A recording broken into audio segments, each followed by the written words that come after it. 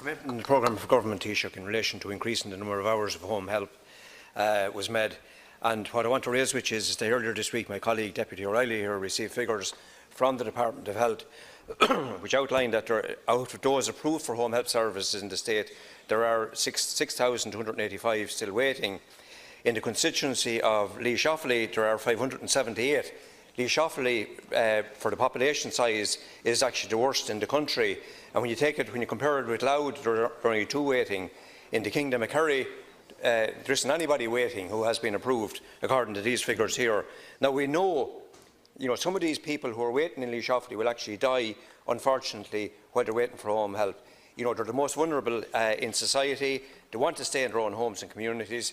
It makes economic sense to keep them in their own homes and communities. And we had a discussion just a minute ago about hospitals and about hospital services. We have a situation where there's bed blocking at the moment, where people can't be released from hospital because there isn't home care at home for them to return home to. So we need to solve this problem. What steps are the government taking to meet this growing need, and particularly in the case of Laois Offaly, will you make funding available to deal with the crisis in home help? Deputy Carl Nolan, is it the same matter?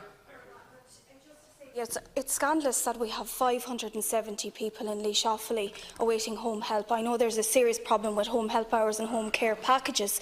Now, in the programme for government, it makes reference to caring for our elderly people. However, it's far from the case.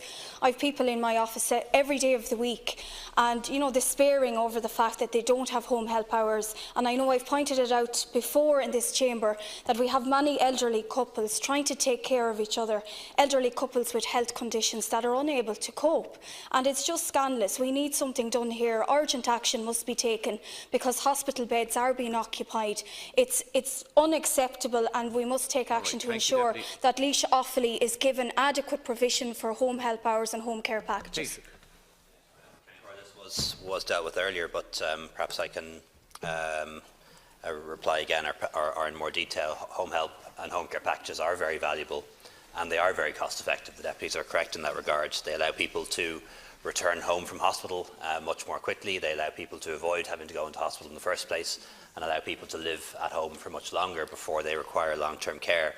And for that reason, we've increased the budget dramatically over the past 3 years. It was 306 million in 2015. It's 420 million this year, and will increase again next year. But that obviously will be outlined in the HC service plan. But the fact that, once again, we are adding more staff, more resources and more money, but not getting the results we would like to see, is further evidence that what we need is not just more money, more staff and more resources. We need system change as well, and that's why we propose to establish a statutory scheme for home care modelled on the Fair Deal.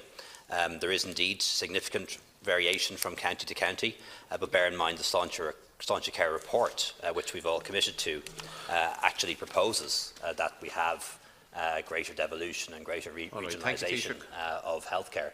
So we need to think that through as well. People can't be demanding the implication of Sláinte Care 1 minute and then saying that they're against regional autonomy and regional variation the next minute. All right. Deputy Quinlivan.